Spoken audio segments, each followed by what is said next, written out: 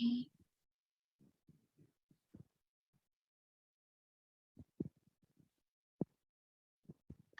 apakah suara Kak Reza udah atau belum mulai ya?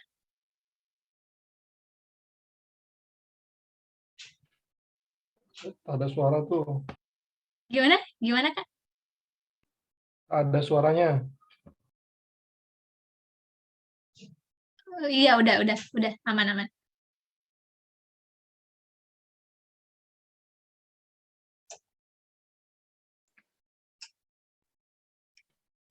Mbak Alvira, nggak ada suaranya tuh. Oh, nggak ada suaranya ya? Sebentar.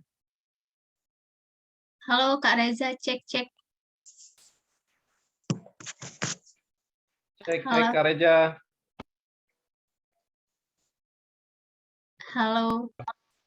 Sebentar ya, Halo, teman-teman. nih, masuk nggak? Oke. Masuk. Udah ya? Sudah, Mas. Sorry, sudah, tadi sudah. automatically ke-unmute semua. Semuanya kena. Saya juga kena. Oke, makasih. udah kedengeran, Kak. Baik, kita mulai aja ya. Siap. Selamat malam teman-teman semua. Malam. Terima kasih udah datang ke kelas malam ini, di mana kelas ini aku bakal ngasih introduction atau pengenalan untuk ilmu atau konsep yang dinamakan product management di dunia startup. Nanti teman-teman mungkin udah sering ya dengar istilah produk, tapi kita bakal lebih spesifik lagi ngebahas gimana sih product manager itu bekerja di dunia IT saat ini. Nah, aku sendiri sekarang bekerja di Bukalapak sebagai product manager juga, dan pekerjaannya mirip, makanya aku bakal share-share ke teman-teman tentang materi malam ini. Nah, kita lanjut aja. Ini pengenalan singkat pekerjaan saya. Itu ada LinkedIn di mana teman-teman bisa juga nanti connect ke saya kalau mau tanya-tanya lagi tentang product management itu gimana. Ada www.linkedin.com/in/Reza Mahdar. Jadi nanti username saya Reza Mahdar kalau mau cari ya. Oke. Nah, selanjutnya ini mau kenalan dikit lagi. Saya itu lulusan dari Universitas Indonesia, lulusnya di tahun 2017. Jurusannya Information System. Jadi kebetulan background-nya itu juga di IT, di mana salah satu core skill-nya dari product management adalah mengetahui tentang teknologi. Nah, nanti bakal saya jelasin sebenarnya nggak harus semua orang yang dari jurusan teknologi aja yang bisa masuk ke dunia product management, tapi ada beberapa mungkin jurusan lain atau pengalaman dari teman-teman dengan core skill tertentu juga bisa nanti menjadi seorang product manager. Saya mulai pekerjaan saya itu awalnya tuh intern, jadi nyoba-nyoba dulu intern di satu startup di Depok, itu di Badan Interaktif sebagai business analyst, lalu nyoba juga intern lagi di GDP Venture sebagai product manager intern. Nah, di mana kalau GDP Venture itu kalau teman-teman tahu Jarum, misalnya kayak Kaskus, Blibli, Kincir, beberapa produk di sana itu biasanya bakal disiapin dulu sama tim GDP Venture karena mereka adalah tim pendanaannya. Jadi ketika produknya udah siap untuk dirilis ke customer, nanti baru produknya bakal kita masukin misalnya ke Play Store, lalu bakal kita marketingin, dan afterward bakal jadi sebuah produk yang menjadi company sendiri. Makanya saya kerjanya kemarin di GDP Venture buat ngerjain produk-produk yang kemungkinan besar bakal dirilis lagi ke masyarakat. Selanjutnya di tahun 2017 itu saya gabung di Bukalapak sebagai Associate Product Manager. Jadi sebelumnya udah pernah intern ya. Abis itu jadi Associate Product Manager itu junior level. Jadi junior level pertama kali kerja, dan di tahun 2019 jadi Product Manager sampai sekarang. Nah, dengan catatan tersebut, aku mau share ke teman-teman karena aku udah masuk dunia produk itu udah sekitar 5 tahun ya. Jadi dari intern pun udah nyobain dunia produk. Kita bakal ngebahas tentang apa itu product management.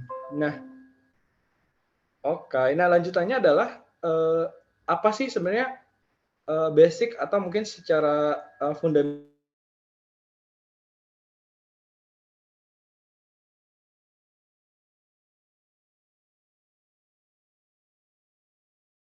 fundamentalnya produk ilmu ya. Nah, tetapi kita mention sebuah keyword di mana ada yang namanya ilmu, atau kalau teman-teman mau rangkum gimana caranya kita memanage sebuah produk di mana tujuannya adalah memberikan nilai kepada pengguna juga bisnis. Nah, ini ada dua patokan buat teman-teman ya. Jadi kita itu juga fokus gimana produknya itu punya benefit yang baik atau impact yang bagus juga kepada pengguna, customer, atau bisnisnya kita juga. Jadi kita bakal fokus ke dua hal ketika membuat sebuah produk. Nah, lanjutannya, ini tadi kayaknya sempat ada di kuis ya. Di mana kuisnya itu apa sih produk di dalam dunia startup. Kalau teman-teman biasa lihat produk itu di Play Store ya, misalnya ada banyak aplikasi, misalnya ada aplikasi Gojek, ada aplikasi Bukalapak, lalu ada aplikasi-aplikasi misalnya buat payment OVO, di mana aplikasi itu kita anggap sebagai sebuah produk, di mana sebenarnya produk itu adalah aplikasi itu kan pasti ada nih karyawan yang misalnya input data tersebut juga merupakan sebuah produk. Atau misalnya adalah fitur-fitur. Jadi kalau misalnya di dalam aplikasi Bukalapak ada fitur search, ada fitur voucher, ada fitur pembayaran, ada fitur logistik misalnya buat ngecek udah sampai mana produknya, itu merupakan produk juga. Dan semua tampilan yang dilihat sama pelanggan atau customer dan pelaku bisnis yang kita kembangkan yang bisa dilihat dari device itu adalah sebuah produk juga. Nah, di sini ada gambarnya contoh produknya. Jadi misalnya e-commerce ya, di dalam aplikasi e-commerce itu ada payment, terus ada search, ada voucher. Nah, sebuah aplikasi itu sendiri merupakan produk, makanya aku sambungin di sini. Dan fitur-fitur payment, search, voucher, atau misalnya tadi ada admin dashboard, terus ada tampilan-tampilan, itu merupakan sebuah produk. Nah, nanti ketika teman-teman jadi seorang product manager di sebuah perusahaan, itu tergantung besar perusahaannya. Jadi misalnya, kalau sekarang saya sendiri udah bekerja di Bukalapak, perusahaannya kan cukup besar, di mana tim produknya itu akan menghandle setiap fitur lagi. Jadi misalnya ada yang menghandle fitur payment, ada yang menghandle fitur search, atau menghandle fitur voucher. Tetapi untuk perusahaan yang mungkin skalanya lebih kecil, jumlah product manajernya nggak banyak, bisa jadi seorang product manager menghandle semua fitur yang ada di dalam aplikasi, nggak satu-satu. Nah, kita lanjutin lagi ya. Nah, bahasan selanjutnya adalah karena kita bakal mulai ngebahas apa sih product manager itu biasanya ngapain. Karena aku juga bakal ngenalin ke teman-teman ini sebagai sebuah profesi baru ya, kalau teman-teman mungkin belum masuk ke dunia kerja. Nah, contohnya seperti itu. Nah, product manager ini kita sebut di perusahaan itu sebagai seorang mini CEO. Kenapa mini CEO? Karena product manager itu bertanggung jawab untuk memastikan setiap produk atau fitur yang kita pegang itu dikembangkan dan memberikan keuntungan kepada bisnis dan pelanggan pula. Nah, sebagai contoh, tadi kita ada ngebahas fitur-fitur di dalam e-commerce.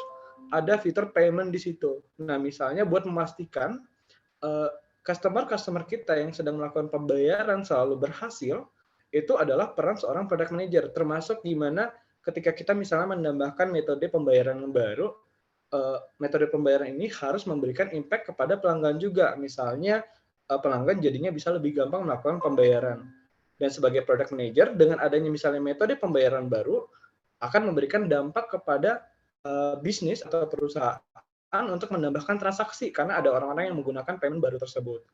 Nah, oleh karena itu, biasanya ya seorang product manager itu harus memberikan report kepada atasan. Atasannya bisa ke VP level atau ke C-level. C-level itu kayak CEO, CTO, atau CEO.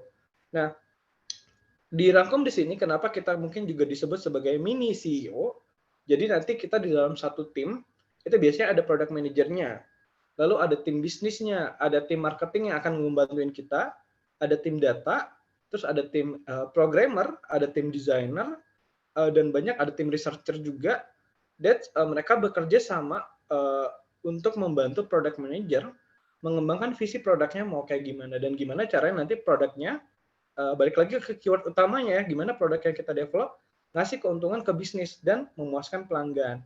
Makanya tadi kalau misalnya gimana memberikan keuntungan ke bisnis, kita juga nanti bakal punya tim bisnis strategi yang bakal menentukan oh produk ini skemanya harusnya kita kasih ini, nanti kita harus kasih promo ini supaya transaksinya naik. Bakal ada tim yang bantu di situ dan sebagai product manager kita bakal memberikan visi ke teman-teman yang bakal membantu kita. Nah, untuk poin pelanggan, kita juga bakal memastikan kalau produk atau tampilan yang kita bikin itu nyaman untuk pelanggan. Makanya teman-teman kalau ngelihat aplikasi, pasti ada yang nyaman, ada yang agak bikin pusing misalnya, oh ada yang misalnya banyak errornya. Nah, poin-poin tersebut harus kita pastikan bisa memuaskan pelanggannya kita dan ketika mereka pakai aplikasi atau fitur yang kita pegang, itu lancar. Nah, poin-poin kayak gitu itu kita define sebagai product manager. Nah, selanjutnya, setelah kita tadi ngebahas kayak peran utama product manager, aku mau ngejelasin sedikit aja gimana sih misalnya product manager itu dilihat di dalam sebuah perusahaan. Nah, di gambar sebelah itu ada sebuah meme ya. Jadi kayak gambar yang kita kasih beberapa tekstual yang ngejelasin pekerjaan seorang product manager. Di mana di sini ada seorang product manager yang lagi ngejelasin. Dia ngejelasin kalau kita udah ngedevelop fitur-fitur atau sedang mengembangkan fitur-fitur berikut yang akan nanti dirilis di bulan depan. Nah, kita bakal present kayak gitu contohnya ya. Tetapi misalnya di minggu lalu kita ada isu nih, customer yang daftar itu tidak terlalu baik gitu. Makanya kita kayaknya perlu nambahin 3 fitur lain supaya bisa membantu ngeberi impact kepada bisnis. Nah, kemungkinan besar misalnya ada beberapa fitur yang terdampak, ada masalah apa yang terjadi, kita sebagai product manager juga akan aware terhadap itu. Jadi kalau kita ngebahas ya berarti kita akan fokus kepada visi produknya kita, impact seperti apa yang terjadi, dan ketiga ketika ada problem, tuh product manager bakal menjadi orang yang speak up. Nah, di meme ini itu ada kita juga misalnya biasanya nge-present ke CEO atau VP of Sales di mana mereka akan menjadi stakeholders atau pemangku kepentingan di mana ketika ada produk yang sedang di-develop, ketika mereka butuh sesuatu misalnya apakah bisa ditambah ini misalnya biar lebih impactful, atau misalnya mereka akan memberikan masukan, produk ini bisa dirilis di tanggal berikut atau enggak karena mungkin timingnya akan lebih bagus. Nah, sebagai product manager kita akan nge-handle beberapa input seperti itu, di mana rangkumannya berarti kita akan bertanggung jawab untuk menyiapkan product planning. Product planning itu kategorinya apa aja? Nanti kita bakal bikin misalnya requirement. Jadi requirement itu adalah detail produk seperti apa yang mau kita bikin, tampilannya apa aja, dan timeline-nya gimana, kapan kita bakal ngedevelopnya. Gitu. Nah,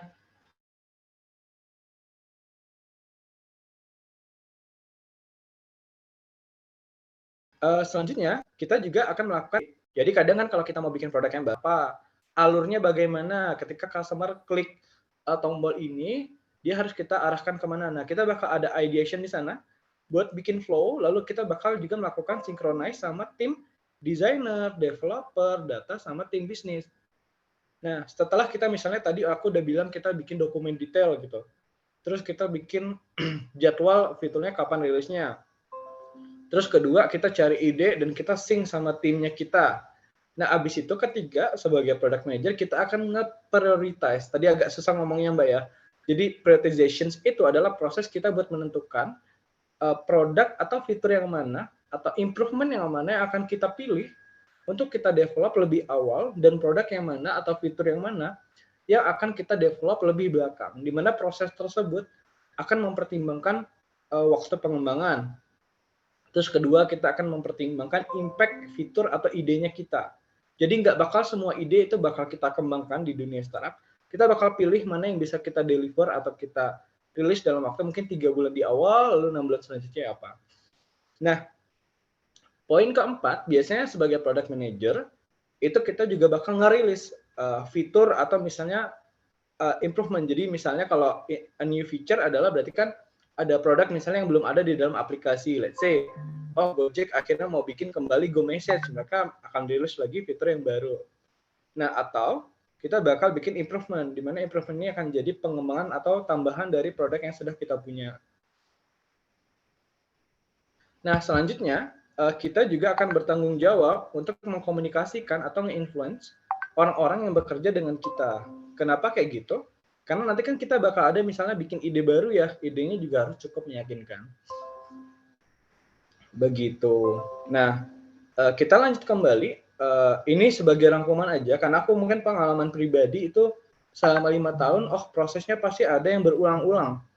Dan apa aja yang kita lakukan, biasanya sebagai seorang product manager di Indonesia, dari pengalaman saya, kita akan masuk ke tahap pertama kali baru masuk, misalnya kita bakal mempelajari dulu. Makanya ada namanya istilahnya adalah understanding. Kita memahami tujuan bisnis dan improvement yang akan dilakukan di perusahaan kita itu apa sih gitu. Misalnya perusahaan mau nambahin tadi metode pembayaran yang baru, karena metode pembayaran baru itu akan memberikan tambahan transaksi gitu, karena ada orang-orang yang udah sering pakai metode itu tapi belum bisa bayar pakai itu di e-commerce-nya kita. Nah, setelah kita udah understanding di tahap itu, oh, gue udah tahu nih kenapa perusahaan ini butuh fitur atau ide-ide atau butuh peningkatan angka transaksinya. Nah, di tahap selanjutnya adalah kita bakal ngumpulin ide. Kita bakal ngumpulin ide dan kita bakal melakukan ideation. Jadi ideation itu kayak kita kalau idenya belum kebayang, berarti kita bakal minta tim research atau dari tim product manager juga bakal mencari idenya sendiri dan akan ada satu sesi semua orang akan mengajukan ide masing-masing dan itu bagus banget di mana nanti semua tim bisnis, tim developer itu punya hak yang sama buat ngasih ide produknya apa. Selain dari tim produk, kita akan menjadi lead-nya di situ ya. Kita bakal mimpin tim-tim kita buat menentukan ide mana sih sebenarnya yang layak buat kita kembangkan. Karena nggak semua ide bakal bisa kita lakukan dalam waktu yang terbatas. Nah, setelah kita udah punya ide, kita bakal melakukan research. Idenya udah cukup valid nggak? Lalu desainnya bakal perlu seperti apa? Nanti ada tim desain yang ngebantuin desainnya ya. Jadi kita make sure kita ngeriset. Setelah kita desain sama tim desain, kita akan masuk ke tahap analisis. Jadi kira-kira fitur yang akan kita kembangkan ini akan bisa menaikkan angka transaksinya misalnya tadi sampai ke berapa. Atau fitur ini akan memberikan dampak atau enggak. Dan itu perlu kita analisis dulu. Setelah analisis kita nanti kan tadi prioritize ya, tadi ada istilahnya prioritize. Pasti kita prioritize juga yang mana mau dikerjakan. Nah, di tahap selanjutnya, product manager itu akan melakukan detailing. Detailing itu bakal bikin sebuah dokumen, product requirement dokumen, di mana isinya adalah misalnya produk ini atau fitur yang akan kita kembangkan, tujuannya apa, goals-nya apa, terus produk itu akan sukses ketika bisa menaikkan angka apa, atau misalnya suksesnya ketika faktornya apa. Nah, kita bakal juga nge-define alur dari produk yang kita kembangkan. Jadi misalnya ketika customer mau bayar, kita akan nambahin sebuah payment baru. Ketika mereka masuk ke opsi payment, ada tampilan payment baru yang sedang kita buat. Nah, setelah customer klik payment yang baru, misalnya ada keterangan cara pembayaran. Terus ketika check out, kita bakal ngirim instruksi pembayaran. Hal tersebut akan dijabarin kembali di tahap detailing. Termasuk dari tim engineer atau tim developer atau programmer, itu juga akan melakukan detail. Kira-kira mereka perlu ngelakuin apa aja untuk memastikan fitur yang mau kita bikin itu bakal terjadi. Misalnya, gimana cara memastikan fitur menambahkan payment baru tadi bakal terjadi. Nah, setelah kita punya ide atau produk tersebut, kita bakal mengkomunikasikan plan-nya. Oh, tadi aku misalnya mau nambahin payment yang baru. Berarti aku harus ngasih komunikasi ini ke siapa? Aku misalnya harus communicate ke tim partnernya. Karena mungkin payment baru ini aku kerjasama sama bank yang mana. Maka aku bakal communicate plan itu ke banknya, lalu akan communicate juga idenya dan detailnya ini ke atasan, dan termasuk ke tim yang akan mengerjakan produknya. Nah, selanjutnya kita akan masuk ke tahap execution. Jadi, tahap execution ini tadi udah sambil design, sambil research. Execution ini kita akan melakukan developer ya. Jadi kayak kita akan nge-develop fiturnya. Teman-teman programmer akan melakukan serangkaian kode-kode, lalu analisis terhadap database arsitektur, dan dari tim product manager akan ngebantu di tahap execution ini untuk monitoring. Jadi selama misalnya, oh fiturnya ada yang sulit nggak dari tim programmer, atau misalnya kita perlu motong lagi gimana fiturnya supaya lebih simple. Nah, nanti kita bakal ada obrolan-obrolan tersebut selama execution. Setelah kita execution, kita rilis, kita akan mendapatkan learning. Learning itu misalnya, oh ternyata fitur yang udah kita kembangkan ini berhasil menaikkan transaksi. Nah, apakah kita perlu bikin improvement lagi di fitur ini, atau kita pindah ke hal yang lain lagi. Misalnya kita perlu bikin new feature lagi di dalam aplikasinya. Dan akan muter lagi, kita understanding lagi business goals. Jadi bisa jadi teman-teman tuh nanti 3 atau 6 bulan sekali produknya tuh berubah. Misalnya kali ini kita mengerjakan payment. Selanjutnya kita akan mempelajari lagi tentang logistik. Kenapa kayak gitu juga? Karena biasanya emang di dalam perusahaan itu akan ada rotasi ya. Dan sekaligus kita juga akan menambahkan domain knowledge-nya kita. Jadi domain knowledge itu cukup penting. Jadi industri-industri apa aja dari seorang product manager yang mereka kuasai. Karena nanti bakal lebih gampang lagi ketika mereka masuk ke ranah yang sesuai dengan industri yang mereka udah punya pengalamannya. Nah, selanjutnya beberapa rangkuman di sini adalah kita sebagai seorang product manager itu akan tugasnya adalah nge-solve customer problem-nya. Tadi kita udah ngomong tentang transaksi naik lah, itu kan dari sisi bisnis ya. Nah, solving customer problem itu adalah salah satu priority-nya kita. Di mana ini sebagai sampel aja biar gampang mengkategorikannya, customer pain point itu biasanya digabung menjadi 4 tipe. Di mana tipe pertama adalah gimana caranya kita bisa nge-solve productivity-nya mereka. Contohnya adalah aplikasi Gojek. Aplikasi Gojek itu ngebantu kita mengurangi waktu kita, misalnya kalau teman-teman biasa naik busway, habis naik busway naik angkot baru sampai ke tempat kerja. Nah, waktu tunggu dari busway ke tempat kerja naik angkot dan kawan-kawan itu cukup lama ya. Makanya akhirnya ada fitur-fitur seperti Gojek atau aplikasi seperti Grab yang akan ngebantu teman-teman bakal lebih cepat lagi melakukan hal-hal tersebut. Jadi teman-teman bisa lebih hemat waktu. Makanya ada aplikasi yang ngebantu hal-hal tersebut. Misalnya produk yang teman-teman pesan bakal langsung diantar, jadi nggak harus ke toko. Nah, itu juga ngebantu. Nah, problem kedua adalah kita biasanya juga ngebantu dari sisi finansial. Jadi misalnya, biasanya orang kalau beli barang dari tempat yang mana, mereka akan menghabiskan cost untuk akomodasi. Gimana caranya kita bikin aplikasi, di mana aplikasi kita bakal nganterin produknya ke rumahnya mereka dengan biaya yang lebih murah atau bahkan gratis ongkir, di mana itu akan ngebantu finansialnya customer kita. Atau fitur-fitur seperti investment atau investasi itu kan juga ngebantu finansial ya, di mana mereka ngebantu uang yang kita taruh di tempat mereka atau savingnya kita itu akan berkembang berapa persen di dalam waktu tertentu, which is itu memberikan dampak finansial ke customer kita. Nah, selanjutnya kita juga akan ngebantu proses-proses mungkin seperti biasanya ada customer internal, let's say kita ada tim pengembangan atau tim logistik. Gimana caranya tim logistik ini bisa prosesnya mereka bisa lebih gampang.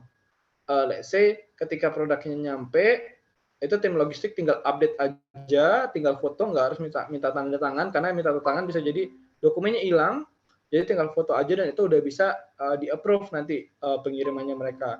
Dan itu akan membantu prosesnya mereka supaya jadi lebih gampang di dalam kesehariannya. Dan BTW customer kita itu nggak cuman orang yang pakai aplikasi ya.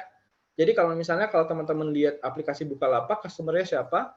Customer-nya itu adalah pembeli, kedua adalah penjual juga customer kita. Jadi orang-orang yang jualan di Bukalapak itu juga customer kita. Nah, customer pain point keempat adalah kita mau ngebantu support pain point. Jadi biasanya hal-hal yang berbau customer complaint, call center itu juga akan kita solve. Biasanya orang baru dijawab misalnya selama 5 jam masalahnya baru selesai. Jadi gimana nanti seorang product manager bakal mikirin, bisa nggak ya kita ngebantu customer kita supaya problem atau komplainnya mereka bisa selesai dalam waktu 3 jam. Nah, hal tersebut menjadi salah satu fokusnya dari sisi product manager. Selain satu lagi adalah tentang bisnis ya. Makanya tadi aku selalu berulang kali, kita juga bakal diarahkan gimana membantu bisnis juga untuk menaikkan posisinya atau angka-angka atau matriks-matriks yang dipunyakan sama bisnis supaya targetnya mereka juga tercapai. Karena kalau di dalam dunia startup itu kan kita juga ada investor ya, jadi mana untuk sampai ke tahap tertentu dari sisi investor, kita harus menyentuh transaksi sekian atau daily active users-nya kita di angka sekian. Nah, kita akan membantu di situ, tapi teman-teman tenang dulu, maksudnya kita nggak harus fokus ke banyak hal dulu di awal. Pastinya biasanya kita akan dikasih satu pekerjaan untuk fokus di satu wilayah atau di satu scope doang, dan nanti kita bakal berpindah-pindah scope-nya selama waktu tertentu aja buat nge-solve mungkin beda-beda nih problem yang mau kita bantu dari customer kita. Nah, di tahap selanjutnya, ini aku mau kasih dikit ya clue-nya, product manager itu flow-nya gimana sih? Biasanya orang itu masuk product management itu kerjanya dari mana? Nah, biasanya orang masuk di dunia product management itu masuk ke 4 poin pertama. Karena tergantung dari level perusahaannya, ada perusahaan kamu itu adalah junior product manager, tetapi titelnya product manager. Tapi misalnya di perusahaan lebih besar seperti Bukalapak, ketika kita masuk ke perusahaan, kita akan menjadi seorang associate product manager dulu, jadi junior dulu nih. Atau junior product manager dulu, baru bisa nanti jadi product manager karena itu di level manajerial. Nah, atau ada beberapa perusahaan yang di awal, kita akan menjadi product analyst dulu, atau product admin, atau product manager intern, baru nanti dijadikan associate product manager atau product manager. Nah, setelah menjadi product manager, di tahap selanjutnya adalah kita akan menjadi seorang senior product manager. Jadi, itu dianggap sebagai senior managerial ya. Nah, setelah menjadi senior product manager, tahap selanjutnya akan menjadi product lead atau lead product manager. Ada juga istilahnya sebagai head of product atau group product manager. Tahap selanjutnya akan menjadi FVP, VP product atau SVP product, senior VP product. Dan di level yang lebih tinggi adalah menjadi CPO atau Chief Product Officer atau misalnya menjadi CEO di perusahaan-perusahaan tertentu. Nah, jenjang karir ini sangat beragam ya dan sangat bervariasi ketika teman masuk ke perusahaannya dengan level yang berbeda. Jadi kalau misalnya perusahaannya udah cukup besar, jenjang karirnya akan cukup panjang. Ketika mungkin perusahaannya kecil, mungkin level produknya karirnya paling tinggi akan menjadi senior product manager doang. Itu tergantung perusahaan. Jadi teman-teman kalau mau masuk sebuah PT atau company atau startup, make sure dulu jenjang karirnya itu ada apa aja. Berarti abis ini ketika saya masuk 1 tahun atau 2 tahun ke depan saya bisa menjadi apa lagi selanjutnya. Jadi harus di make sure ya. Misalnya ternyata di perusahaan ini paling maksimal bisanya jadi di posisi ini aja. Nah, lanjutannya kembali adalah skill apa sih yang dibutuhkan seorang product manager. Nah, tadi kan kita udah ngebahas kayak ada biasanya ngapain dalam kesehariannya, terus tadi juga ngebahas tentang product manager itu jenjang karirnya apa aja. Nah, di tahap selanjutnya, di mana sih posisi product management ini? Jadi saya mau bahas lagi, naik lagi ke atas. Karena tadi kita udah ngebahas banyak banget tentang karirnya, kesehariannya apa. Nah, ketika kita udah masuk di dalam dunia product management, kita akan berada di posisi di tengah-tengah. Jadi ada yang namanya UX atau user experience. Bagaimana caranya kita menampilkan produknya kita kepada customer dalam bentuk desain, alur, atau experience. Jadi kenyamanan customer juga akan kita pertimbangkan. Bagaimana mereka menggunakan produk kita dengan lancar dan mereka gampang mengerti produknya kita. Itu dari sisi user experience. Dan termasuk research ya di situ ya. Kayak research tentang, customer berikut membutuhkan produk yang seperti apa. Flow seperti apa yang mungkin bahkan menggampangkan misalnya customer dengan tipe tertentu. Itu bakal kita di UX. Dan kita juga akan membutuhkan ilmu tentang technical. Nah, nggak semua product manager itu cukup jago di dunia technical ya. Jadi nggak semua product manager itu bisa ngoding atau bikin kode di situ. Tapi kita butuh pemahaman di dalam dunia technicality. Kenapa kayak gitu? Karena kita perlu mempertimbangkan, misalnya ketika aplikasi ini digunakan jumlah customer misalnya 100.000, kira-kira siap atau enggak? Kita juga akan ngebantu di situ. Atau logiknya gimana? Setelah customer klik ini, akan memunculkan error kalau ada kesalahan. Nah, kita harus cukup mengerti flow dan logik di situ. Nah, selanjutnya kita juga harus punya pemahaman tentang bisnis. Kenapa kayak gitu? Tadi kita udah bahas ya. Bagaimana caranya produk yang kita develop atau fitur tersebut punya dampak bisnis ke perusahaan.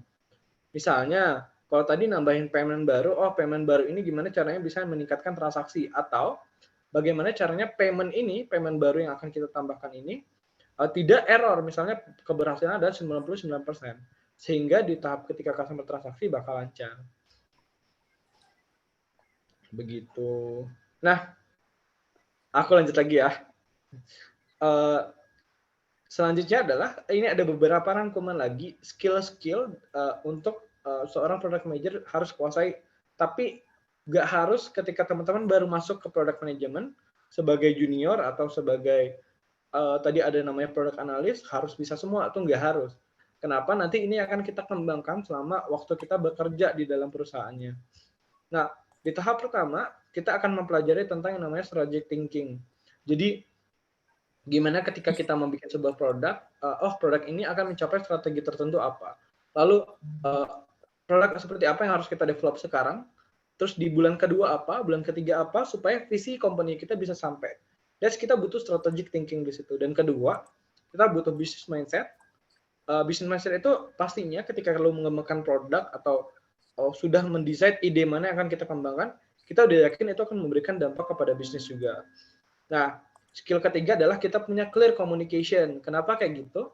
Karena kita akan ngomong sama banyak banget pihak pemangku kepentingan dan orang-orang yang di dalam tim product manajemennya ngebantu kita supaya produknya bisa kita rilis dan atau kita implementasi. Tadi makanya kita ngomong nanti sama tim desain, kita ngomong sama tim data, kita ngomong sama tim CS, di mana approach-nya pasti berbeda dan kita butuh banget clear communication di situ.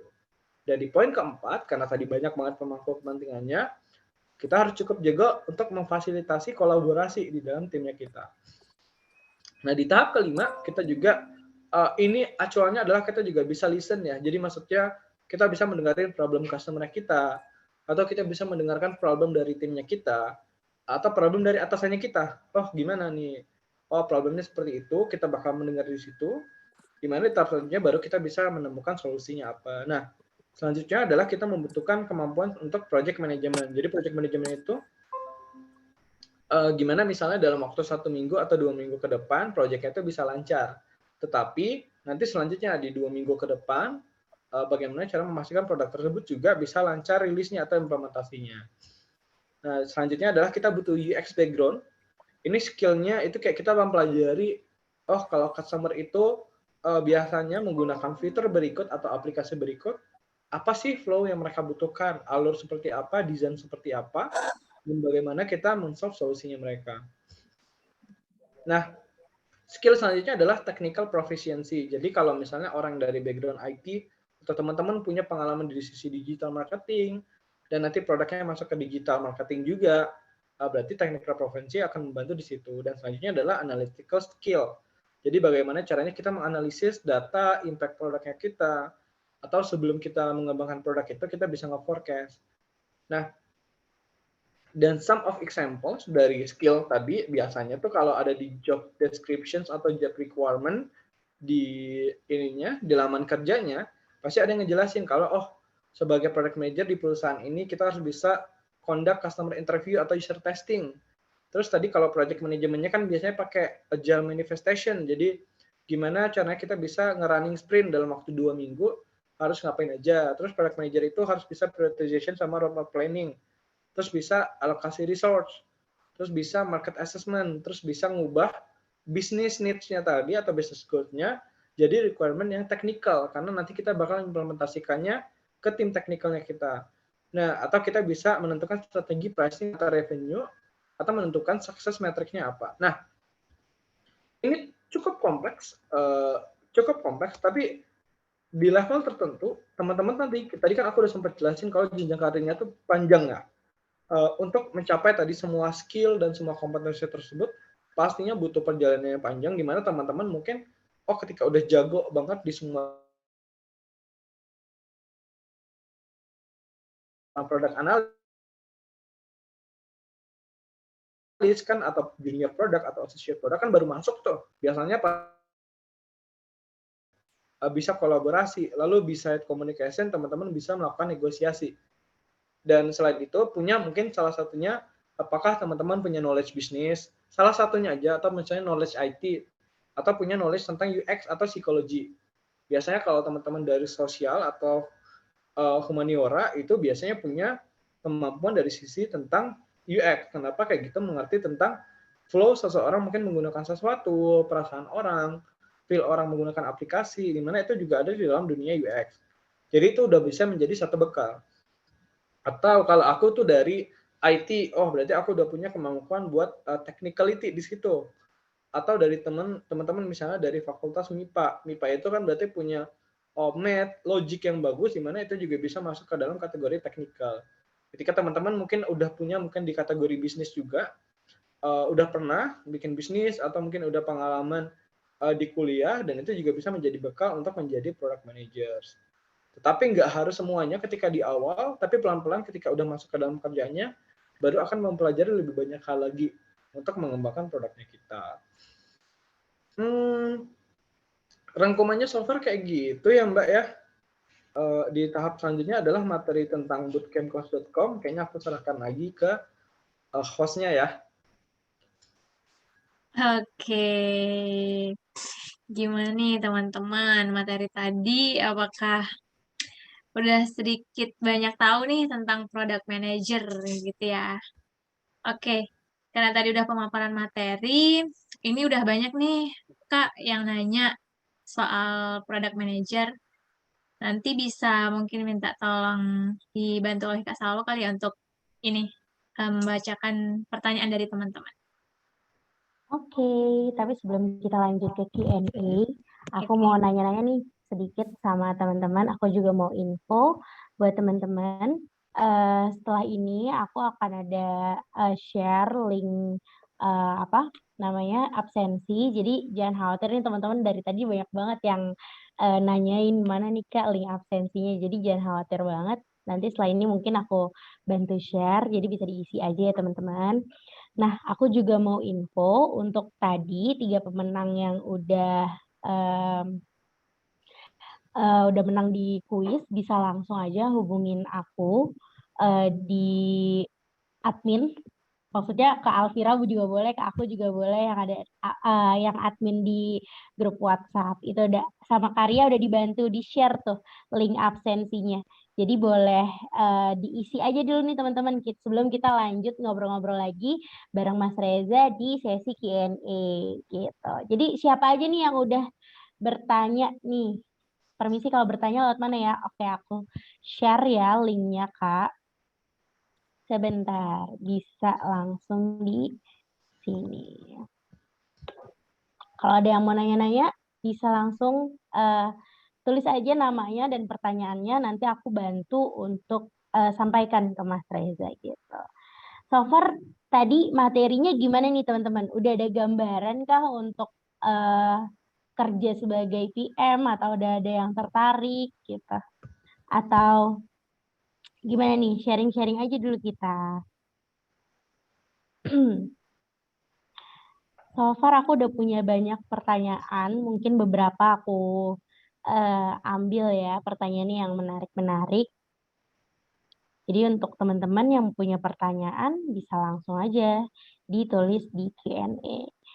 Jangan lupa nanti absennya juga ditulis. Udah dibantu sama Karya, udah di-share di kolom chat ya teman-teman. Masih semangat gak nih kita sebelum lanjut ke Q&A? Coba mana suaranya? Mana suaranya nggak tuh? Oke, mungkin nggak usah berlama-lama lagi. Kita langsung lanjut ke Q&A. Gimana Mas Reza udah siap nih jawabin pertanyaan dari teman-teman kelas? Siap aja. Siap. Baik. Itu teman-teman pada nanya ini. Apa Slide-nya tuh? tadi ada beberapa yang freeze. Mungkin linknya boleh ditaruh aja Mbak kalau ada yang mau nge-recap sendiri. Oh iya, nanti untuk PPT-nya Kak Reza dan recording hari ini akan kita share kok melalui WhatsApp group. Jadi info aja nih teman-teman, yang mau open mic juga boleh, yang mau tanya langsung ke Kak Reza juga boleh sekarang nih gitu.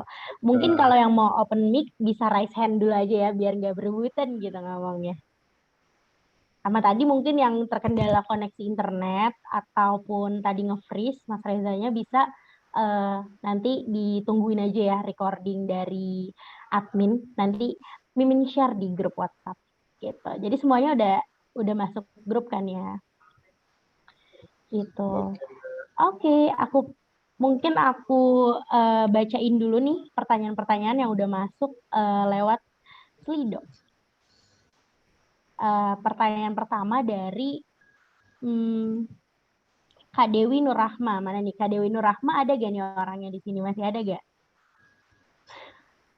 Coba raise hand Kak Dewi. Oh masih ada, oke. Aku bacain pertanyaannya.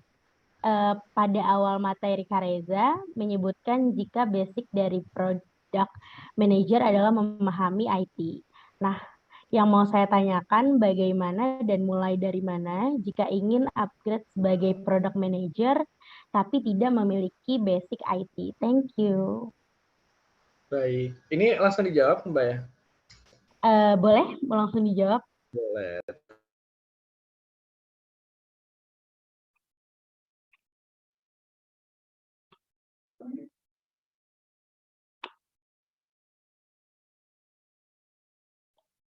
Mohon maaf, Mas Reza masih mute.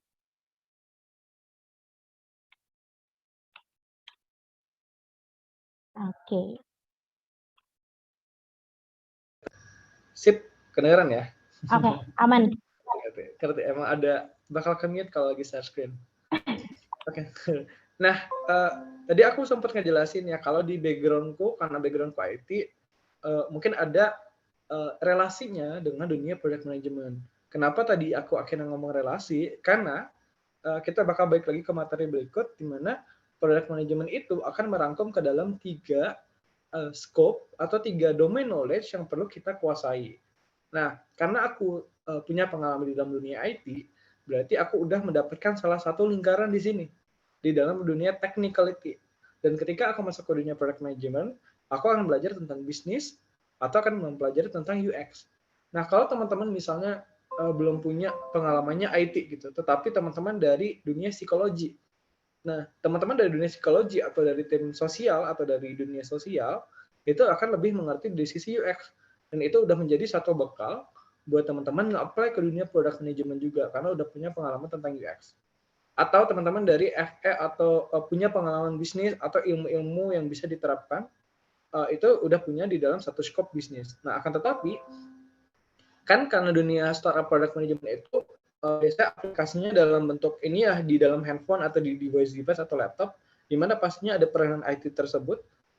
Poin pertama yang pasti teman-teman biasanya pelajari dulu aplikasinya, alurnya, flow-nya gimana, orang-orang biasanya ngebuat dalam aplikasinya. Ketika orang registrasi biasanya flow-nya kayak gimana, di mana pengalaman seperti itu akan ngebantu teman-teman di proses misalnya di interview. Nah, di tahap selanjutnya teman-teman bisa juga ikutan mungkin workshop. Kedua, selain workshop mungkin bisa ikutan belajar baca-baca artikel atau materi yang relasinya tentang dunia startup juga. Kenapa? Kalau tadi kan kita baru bahas skill ya, tapi kita tadi udah ngebahas tentang agile manifestation. Oh, apa sih agile? Nah, itu teman-teman bisa cari ilmunya dulu. Karena di pengalaman pertama saya pas intern, saya tuh belajar juga tuh dari artikel-artikel, oh, kalau kita di dalam dunia product management itu butuhnya apa aja, dipelajari dulu, lalu gunakan aplikasi sebanyak mungkin, kayak karena kita nanti ngerti ya, oh dunia IT itu bakal kayak gimana ketika orang melakukan hal berikut akan terjadi apa. Terus, oh ada skema-skema tertentu, misalnya cara orang di dunia IT itu mengembangkan aplikasinya, dan itu perlu kita pelajari dan bisa otodidak sambilan atau mungkin ikutan kelas-kelas tertentu. Nah, walaupun misalnya nggak dari dunia IT ya, baik lagi ya, oh teman-teman punya di satu domain knowledge yang lain, atau tadi kalau dari sisiku kan tadi udah sempat jelasin, kalau masih junior mungkin belum butuh semua hal dari 3 scope tersebut, tetapi punya kemampuan komunikasi, kolaborasi, sama negosiasi. Nanti tergantung sama job description-nya sama job requirement-nya. Apakah teman-teman udah cukup atau enggak. Maka tadi aku arahkan buat ikutan LinkedIn ya. Biar bisa tahu tuh di product management tuh biasanya butuhnya orang yang kayak gimana. Communication kah, collaboration. Terus perusahaan tertentu mungkin butuh IT. Tapi perusahaan yang lain nggak butuh kemampuan IT-nya, tapi kayak misalnya tahu aja tentang dunia startup, tetapi butuh kemampuan bisnis. Nah, itu beda-beda nanti tergantung job requirement-nya, Mbak. Gitu, Mbak. Oke. Jadi nggak punya basic IT pun nggak apa-apa ya sebenarnya Mas Reza. Yang penting coba Betul. dieksplor aja dulu, mungkin dilihat-lihat dari Baik. orang-orang yang udah kerja sebagai product manager, mungkin daily life-nya seperti apa, itu bisa dipelajarin dari situ, atau ikut-ikut workshop, webinar-webinar gratis dari sini, mungkin ya dapat insight-insight gitu. Oke, gimana nih Mbak Dewi, udah dapat belum nih jawabannya? Semoga menjawab ya. Terus selanjutnya tadi kayaknya ada yang raise hand deh, siapa itu? Kak Bagus ya? Ya, saya Kak Bagus. Oke, boleh Kak Bagus kalau mau tanya Cuman- langsung aku persilahkan. Enggak sih, cuma ya, bisa connect lewat LinkedIn nggak Kak? Sama Kak Reza. Oh, kalau untuk connect Boleh, LinkedIn, boleh. Silakan langsung connect aja ya. Ya terpaksa, tapi nggak ada yang dulu itu pernah di kelasnya juga kan saya sudah ikutin. Oke, sebenarnya nanti yang penting ada tanda inbox-nya aja, Mas, biar kayaknya dari itu bisa ditandain dari Enggak ketemu. nanti pas slide-nya di-share, link-nya dibuka lagi aja, Mas. Oh ya Kak, kasih Kak. oke. Ada lagi pertanyaannya Kak Bagus? Kayaknya itu aja sih Kak. Oke. Ya, Jadi buat yang mau connect LinkedIn juga bisa langsung aja kali ya ke linknya Mas Reza, nanti di inbox juga mungkin biar tahu nih dari mana ya, dari webinar kelas.work gitu. Terus ada yang raise hand lagi nih, ada Kak Syahrul. Halo Kak Syahrul. Ya, halo Kak Salwa, halo Kak Iya. Reza, Bang Reza ya. Halo. Makasih nih udah diizinin untuk bertanya langsung ya. By the way, keren banget buat presentasinya dan materinya, luar biasa, excited banget aku dengarnya. Aku mau nanya nih langsung aja ke Kak Reza. Kak, kira-kira kan aku sejujurnya pernah pengalaman buat proyek kecil-kecilan sejenis startup kecil gitu. Dan aku sebagai awalnya sih aku mengira itu sebagai CEO ya. Ternyata setelah aku lihat apa namanya presentasi kakak ini, sepertinya itu mencakup product manager aku juga lakukan gitu. Jadi kayak istilahnya samalah pekerjaannya. Yang aku mau tanyain ke Kak Reza, kira-kira Kak Reza punya saran nggak sih apa ya susunan organisasi atau divisi gitu ya untuk startup yang baru mulai gitu supaya efisien. Yang paling simpel aja Kak. Gitu. Harusnya Eh, ada apa aja sih bagiannya gitu. Makasih Kak. baik, boleh banget Mas Harul. Aku langsung jawab ya Mbak ya. Eh, tapi tadi mungkin nggak ada di slide, ini nggak basic juga ya Mas Harul ya, tapi berdasarkan pengalaman aja. Aku juga punya pengalaman beberapa kali bikin startup dari awal. Cuman ya itu karena ada pekerjaan tetapnya fokus utamanya, tapi startupnya sampingan. Tapi di awal kita ngebuat sebuah startup, kita butuh orang-orang yang punya kemampuan di 3 lini, Mas. Kenapa butuh di 3 lini? Jadi nanti product manager itu kan mini CEO, tetapi itu baru mini levelnya. Gimana ketika kita di dalam sebuah perusahaan yang besar di dunia startup. Kita akan membutuhkan orang-orang yang bisa nge-support Mas, Syahrul, untuk 3 step Mas. Pertama, orang yang punya kemampuan technicality, orang yang punya kemampuan desain atau user experience, dan orang yang punya kemampuan bisnis. Karena kalau mulai dari nol banget dunia startup, berarti harus ada punya orang masing-masing yang punya core di sini. Karena nggak mungkin kalau nggak ada, nggak bakal kejadian startupnya di sisi itu. Nah, in that position, berarti akan ada structure tertentu. Misalnya kita akan membutuhkan seorang CEO yang bakal fokus di sisi bisnis, seorang CTO yang akan fokus di dunia technical, atau seorang designer yang akan ngebantu kita dari sisi desain. Apakah harus di level semua di dalam dunia startup? Nggak harus. Jadi yang penting ranah 3 ini itu bisa kecapai, karena nanti pas kita mau nge-develop ide atau aplikasinya, pasti butuh nih 3 ranah ini. Nggak mungkin kita bikin aplikasinya, udah bikin desainnya, tapi nggak mikirin bisnisnya. That's di dalam structure-nya harus ada Mas, user expert. Ada yang punya di user experience, punya technical, sama punya bisnis. Nah, kalau perusahaannya udah gede banget, kan nanti udah ada CEO, udah ada COO, ada chief financial-nya juga. Dan selanjutnya mereka akan memberikan produk-produk yang lebih kecil lagi untuk dipegang seorang product management. Nah, kalau perusahaan kecil itu kadang jarang ya ada product manajernya. Aku kadang dijadikan misalnya CPO-nya. Kenapa? Karena bakal fokus buat nge-develop produknya atau menjadi seorang CTO-nya dulu karena ranahnya kan masih kecil perusahaannya. Atau menjadi manajer aja ngebantuin buat mereka nge-develop produknya dari awal. Nah, selain itu, ini kan baru untuk product management ya, Mas. Nanti silakan di-define lagi sisi supportingnya apa lagi. Apakah teman-teman butuh tim legal? Apakah teman-teman juga butuh tim PR atau tim marketing dan communication? Biasanya juga butuh ya, atau tim finance. Nah, ini untuk memastikan kita bisa nge-develop produk IT-nya, kita butuh 3 ranah ini dulu. Tapi supportingnya jangan lupa. Cukup menjawab enggak ya, Mas Harul ya? Menjawab Kak, thank you banget atas jawabannya. Baik. Nanti ini bisa dipelajari lagi aja. Biasa pasti punya beberapa historical dari dunia startup. Mereka tuh di awal berapa orang, orangnya isinya kerjaannya ngapain aja. Biasa nggak mandang titel ya Mas ya. Ngelihat aja pekerjaan yang mereka lakukan tuh apa. Baru diganti skopnya masing-masing ngapain. Oke siap, makasih banyak Kak Reza.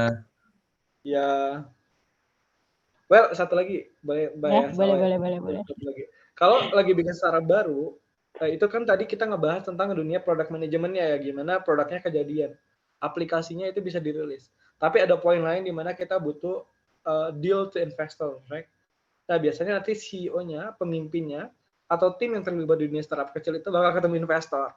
Oh, kita udah bikin produk kayak gini, plan-nya kayak gini, terus bisnisnya akan naik di tahun atau di bulan sekian, itu supaya kita bisa deal to investors-nya.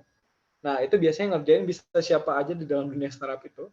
Tapi kalau skalanya masih kecil ya, kalau skalanya udah besar kayak Bukalapak, kita udah ada tim strategic investment yang fokus di situ. Jadi kita fokusnya di produk aja. Well, seperti itu. Boleh lanjut. Oke. Semoga menjawab nih ya Mas Syahrul ya. Sungkem dulu dah Bang katanya. Oke, yang mau nanya langsung mungkin bisa raise hand, nanti aku persilahkan untuk open mic-nya. Mungkin untuk saat ini aku juga mau infoin buat teman-teman yang belum absen, bisa langsung absen. misalnya nggak bisa kirim bukti screenshotnya, nggak apa-apa, bisa dilewatin aja. Kalau emang terkendala, kalau bisa ya di-upload gitu ya teman-teman. Oke, kita lanjut ke pertanyaan selanjutnya dari teman kelas nih, nggak disebutin namanya. Boleh diceritain Kak pengalaman intern di product manager, job desk-nya apa aja? Baik. Nah, tadi ada satu pengalaman product manager intern ya. Nah, tadi aku udah bilang kalau aku nih jujur kalau junior itu nggak harus bisa semuanya. Itu benar-benar truly karena pas aku menjadi seorang product manager intern, pekerjaan itu kita kan tahu nih, misalnya atasan atau bisnisnya butuh bikin fitur berikut atau produk berikut. Nah, waktu itu sebagai intern, aku tuh ngebantuin prosesnya buat, oh, kamu intern kerja dong sama tim desainer, kamu pikirin alurnya mau seperti apa. Ketika alurnya udah ada, kamu bikin dokumen detailnya. Di mana dokumen detailnya ini kamu harus presentasikan ke tim developer atau programmernya. Nah, tetapi nanti karena masih intern ya, kayak bisnisnya atau misalnya proses review sama priorisasinya itu dibantu sama atasan. Karena aku belum ngerti tuh waktu baru masuk. Tetapi karena masih intern, yang pasti kita butuh pertama skillnya komunikasi. Terus kedua bisa komunikasinya tuh dua ya, verbal yang kita ucapkan atau kita omongin, sama tertulis. Gimana cara kita mendokumentasikan ide atau pemikiran kita dalam bentuk tulisan atau presentasi. Nah, ranah seperti itu biasanya baru di awal baru kayak gitu sih Mbak Salwa. Nah, di tahap selanjutnya baru nanti pas intern disuruh belajar lagi. Coba dong kamu ngelihat aplikasi-aplikasi lain, ada nggak ide dari aplikasi lain itu yang bisa kita implementasikan di tempat saya intern. Itu tahap kedua tuh. Nanti di tahap ketiga baru diarahin lagi. Kamu bisa nggak nentuin ide mana yang paling penting, ide mana yang nggak penting, dan abis itu kamu lakukan lagi improvement. Jadi nggak boleh berhenti di satu ide aja. Idenya bisa diapain lagi. Tapi itu step by step beneran. Jadi pas di awal emang masih kayak, ini no clue product management itu apa, tapi udah baca duluan ya, udah baca-baca duluan. Apa aja yang diperlukan, itu disiapin, job requirement-nya apa, udah dibaca dulu. Gitu. Dan ilmu basicnya kayak komunikasi, terus komunikasi verbal, documentation, terus kayak misalnya bisa influence orang atau enggak, meyakinkan interviewernya kita, itu juga jadi skill basicnya. Oke, jadi selain bisa komunikasi verbal, bisa komunikasi secara tertulis buat bikin presentasinya mungkin ya nanti untuk ide-ide yang dipunya gitu kan. Terus jadi mungkin orang-orang kreatif juga mungkin menentukan ide-ide gitu ya Mas ya. Terus bisa influence orang gitu, buat meyakinkan gitu. Komunikasi sih berarti ya kalau ini ya semuanya tuh. Sebenarnya Jago di dunia meyakinkan. pekerjaan ya Mbak ya, pokoknya kuncinya manajerial atau manajemen itu butuh komunikasi, itu wajib. Terus skill basic mungkin bisa dicatat teman-teman tuh untuk komunikasi ya, diasah lagi skillnya. Tapi nggak cuman soft skill juga ya Mas Reza, mungkin bisa cek lagi gitu requirement lainnya gitu, job desk yang lainnya gitu. Bisa belajar, bisa cari-cari tahu gitu dari LinkedIn tadi atau dari workshop atau ya bisa ikut bootcamp juga kan kalau yang pemula gitu. Oke, mungkin ada yang mau open mic nih, nanya langsung ke Mas Reza, boleh banget. Masih aku persilahkan, silakan di raise hand aja, diangkat tangannya, atau mungkin di chat gitu. Kita lanjut ke pertanyaan selanjutnya ya Mas ya.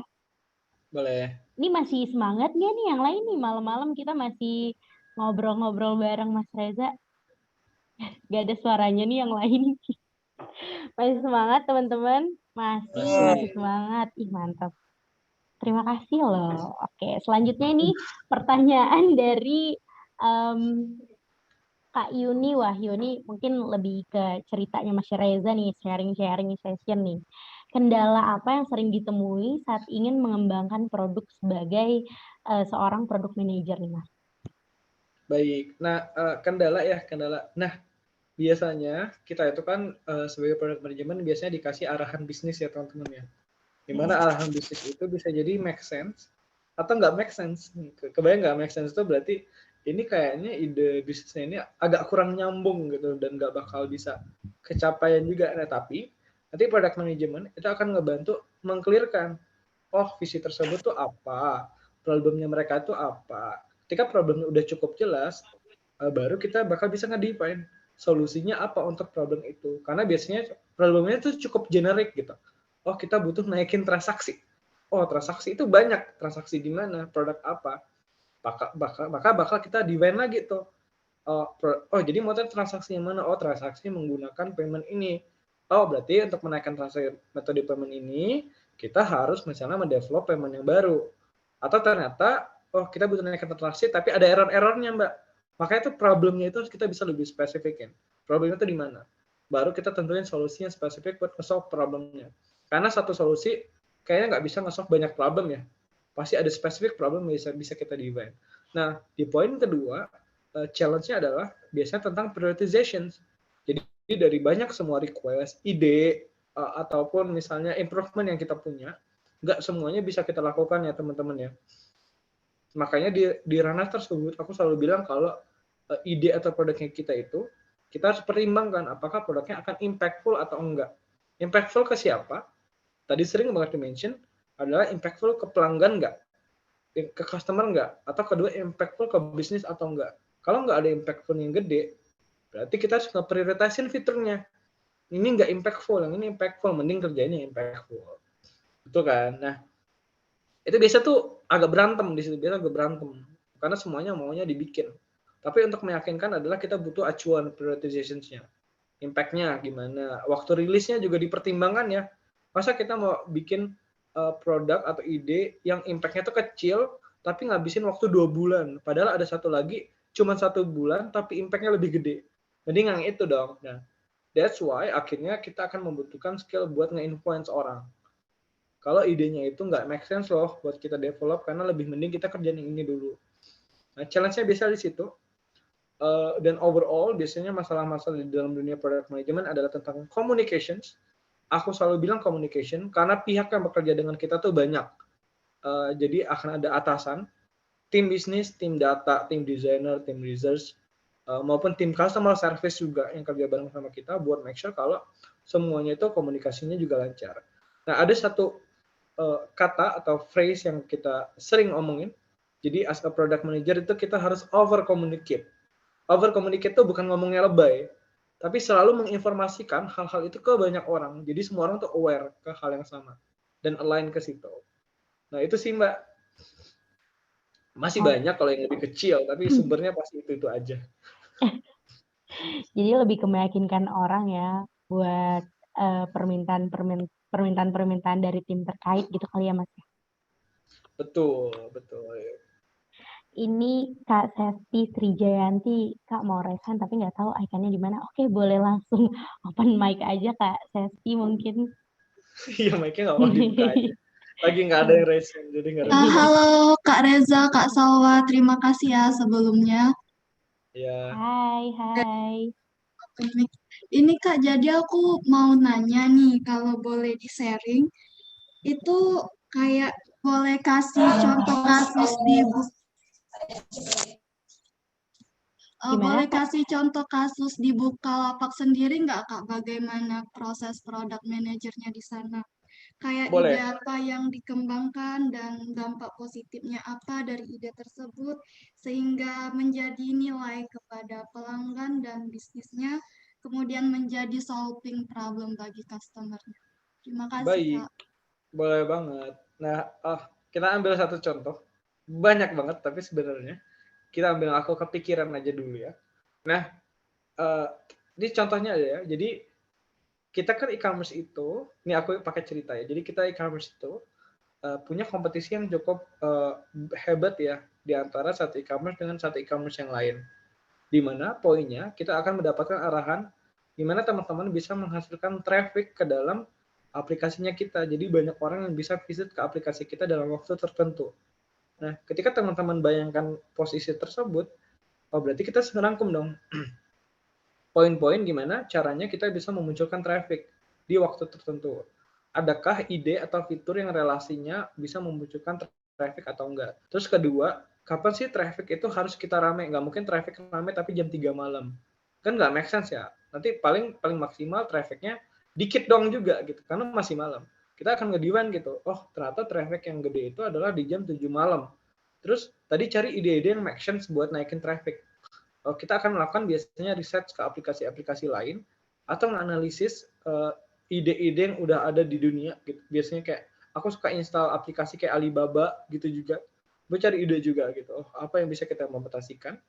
Terus kedua, make sure problemnya apa. Tadi misalnya dari sisi traffic yang mau dinaikkan, trafficnya jam berapa, trafficnya butuh berapa, terus trafficnya tuh orangnya kayak gimana.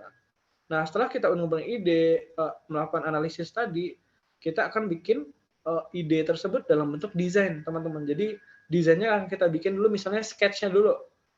Nah, sketch-nya itu akan kita kasih ke customer-nya kita, calon customer-nya. Oh, sketch-nya ini gampang nggak makainya? Udah lancar nggak? Udah memenuhi kebutuhan customer atau enggak? Nah, setelah itu, kita akan memastikan lagi dari idenya kita, bagian mana yang perlu kita kembangkan dalam waktu 3 bulan ke depan. Bisa kita quarter ya, quarter itu 3 bulan sekali. Jadi 3 bulan ke depan harus deliver sesuatu. 3 bulan tersebut bisa nge-deliver yang mana dulu. Maka kita akan nge-prioritasin di situ. Prioritasin itu gimana? Kita bakal lihat, oh fitur yang ini impact-nya segini, fitur yang ini impact-nya segini. Dan akhirnya, oh misalnya tadi kepikiran, fitur yang bisa naikin traffic yang gede, dalam waktu 2 bulan kita melakukan pengembangan adalah fitur flash deal. Gitu. Karena flash deal itu orang akan datang di waktu jam 7 malam, misalnya, dan akan berbondong-bondong karena timingnya itu cuma bentar. Walaupun nanti yang dapat cuma 20 orang atau 30, tetapi dalam waktu bersamaan akan ada 100.000 orang yang membuka aplikasi tersebut. Di mana akhirnya akan menjadi traffic di situ. Berarti problem traffic itu akan ke-solve ya. Nah, problem misalnya customer misalnya nanti ada yang nggak dapat atau enggak, kita akan mikirin, oh kalau yang nggak dapat akan ada rekomendasi di bawahnya. Jadi nge-solve sedikit kekecewaan. Jadi kita ada tambahan pemikiran-pemikiran, kalau kayak gini gimana ya?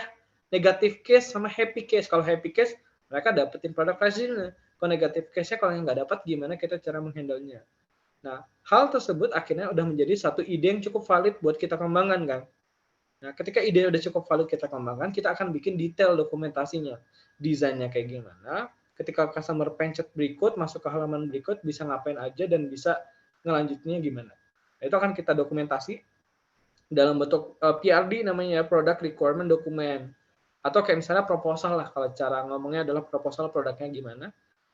Itu abis itu sudah punya proposalnya akan kita share.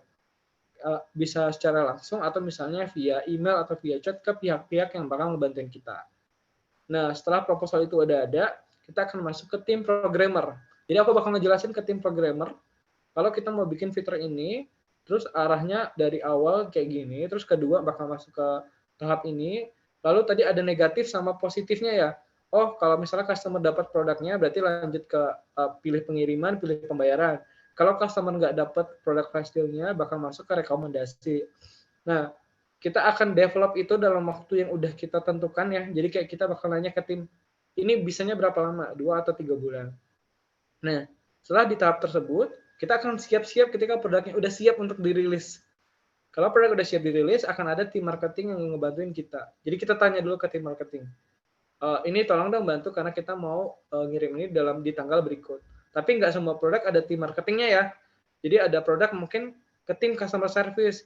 Oh, dalam 3 bulan kita bakal bisa nge-solve komplain yang berikut gitu. Karena udah sering dikomplain. Itu juga kita bakal komunikasi ke pihak-pihak terkait. Atau tim bisnis. Oh, tim bisnis nanti udah bisa nambahin voucher baru loh dari sisi dashboard. Kita komunikasi ke mereka. That's why aku ngomong komunikasi itu penting. Dari awal sampai akhir itu all is communication, collaboration, sama facilitating.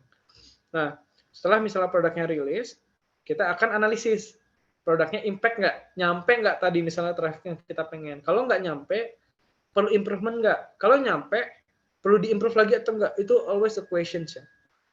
Dan atau kita akan perlu bikin lanjutnya adalah produk baru lagi karena ada visi yang lain. Dan itu akan berjalan selama 3 bulan sekali teman-teman. Jadi ada proses ideation, kita prioritasin, habis prioritasin kita presentasi, bikin dokumen, habis itu kembangkan, rilis, belajar lagi, dan itu terus menerus. Makanya namanya product management bukan project management ya. Karena project management itu akan berhenti di 3 bulan atau 2 bulan sekali. Ketika projectnya selesai. Nah, itu diubah mindsetnya, namanya produk. Karena produk itu bersifat continue. Jadi kita punya kepemilikan terhadap yang udah kita kembangkan. Nggak boleh udah selesai dibiarin begitu aja dikasih ke klien, nggak gitu. Harus mikirin selanjutnya mau ngapain. Oke. Gimana nih Kak Sesti? Jawabannya Mas Reza? Ada Terima kasih Ya, ya Kak ya nggak apa-apa. Nanti atas kalau masih penjelasannya, sangat membantu sekali. baik, siap. Nah, tapi kalau misalnya kalau baru awal, mungkin di tahapnya beberapa doang, nggak semuanya. Tapi itu kalau fullnya, kebayangnya kayak gitu cara kerjanya. Terima Udah. kasih Kak Reza, Oke. terima kasih Kak Salwa. Ya, Ya, sama-sama. semoga kebayang ya pekerjaan seorang product manager seperti apa dan gimana nge-solve kendalanya seperti itu. Terus ada yang tanya juga nih Kak Reza, perbedaan antara product manager dan project manager itu apa? Terus apakah product manager ini masuk ke bagian tim development juga? Kalau iya, lalu gunanya SA dan BA itu apa? SA itu sistem analis sama business analis ya, baik. Siap. Oke. Nah, di pertanyaan pertama, tadi apa Mbak? Boleh ulang dikit? Perbedaan Project sama ini dulu ya, sama produk. produk sama project. Itu dulu ya. Nah, produk itu sebagai clue aja buat teman-teman, produk itu adalah ilmu yang cukup baru di 10 tahun sampai 20 tahun yang lalu. Tetapi project management adalah ilmu yang udah lama banget.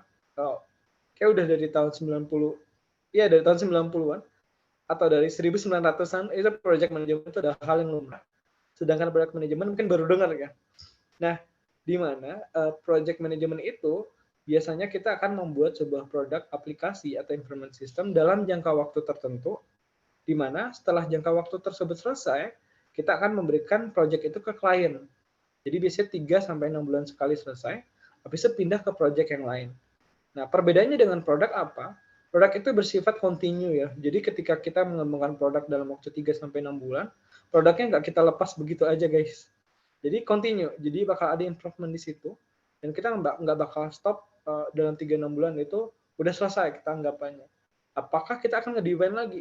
Makanya ada keyword-keyword tertentu, kita nggak cuma harus ngerilis atau menyelesaikan produknya, tetapi produknya itu apakah mencapai impact atau tujuannya atau enggak.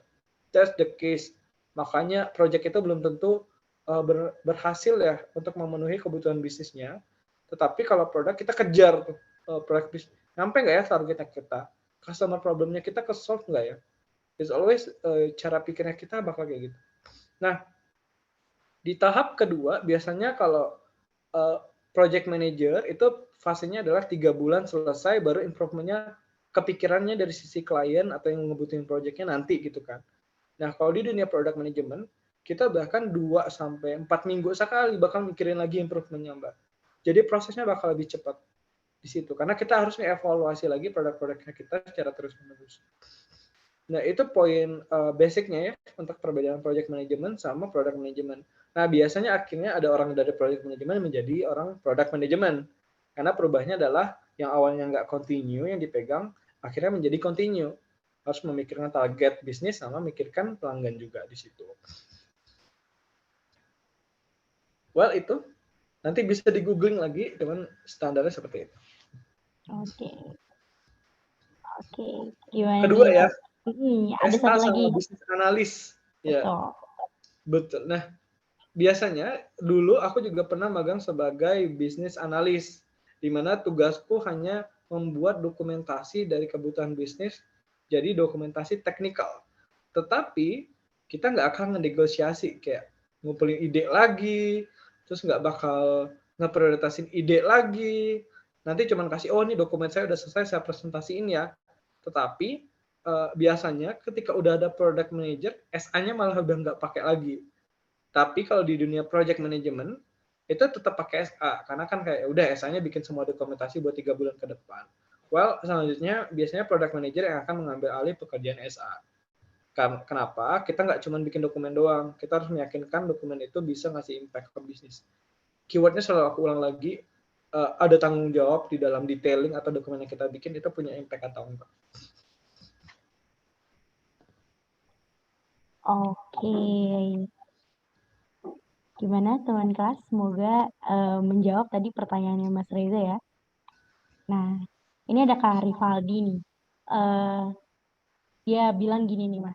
Berarti sebagai PM harus paham skill 40% communication, 20% marketing, 20% UI UX, sama 20% tech. Gitu gak sih kurang lebih?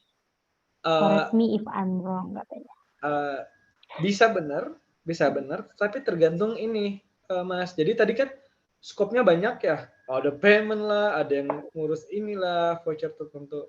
Kalau misalnya fiturnya lebih banyak di front customer kita, front customer itu berarti kayak aplikasi yang mereka biasa lihat, berarti bisa jadi komunikasinya 40%. UX-nya tinggi, bisnisnya tinggi, tech-nya nanti bisa kecil. Tapi ada product manager juga yang pekerjaannya misalnya ngurusin gimana caranya kita bisa bikin aplikasi kita di platform-platform misalnya iOS atau Android, di mana mungkin mereka lebih butuh technicality. Tetapi ada juga tim yang misalnya tadi ngurusin traffic. Tim yang ngurusin traffic itu malah yang penting ngerti UX yang bagus, ide yang bagus, sama bisnisnya. Nanti yang sisi teknikalnya bisa kecil. Jadi presentasinya akan berubah tergantung tipe scope produk yang kita butuhin. Gitu. Dan nggak bakal ngerata semua ya, jadi kayak nggak bakal bisa ngerata.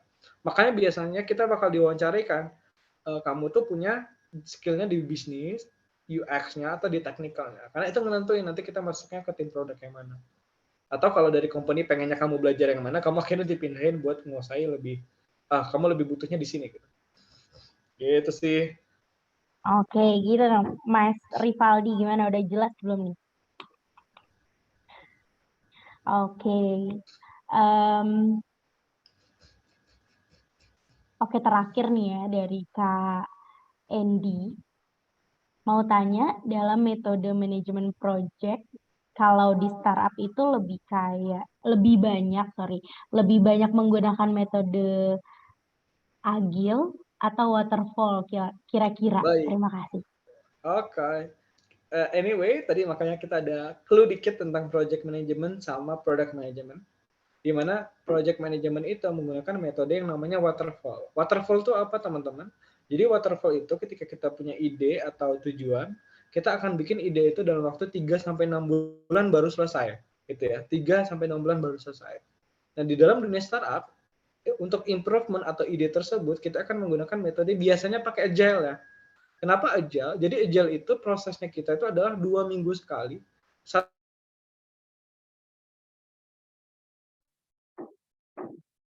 minggu, 2 minggu, atau 4 minggu sekali. Jalannya itu bisa selesai dalam waktu 1-4 minggu. Gak harus nunggu 3 bulan atau 6 bulan, guys. Nah, makanya kita berubah. Akhirnya kita lebih continue. Kita lebih mikirin improvement yang lebih cepat.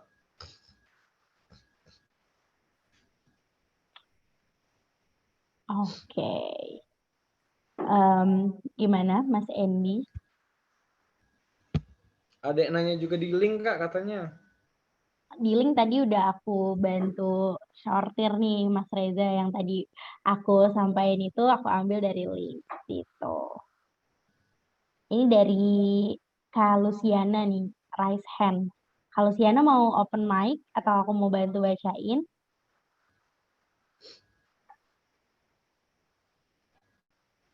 Oke, aku bantu bacain aja ya. Selamat malam Kak Reza dan Kak Salwa.